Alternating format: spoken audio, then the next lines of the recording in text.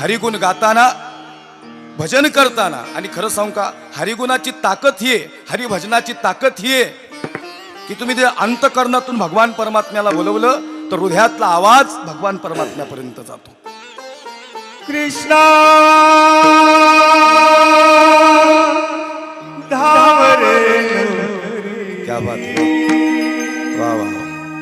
कृष्णा कृष्णा कृष्णा धावरे लवकरी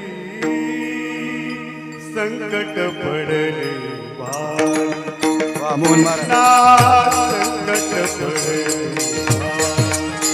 कृष्णा संकट पडले संकट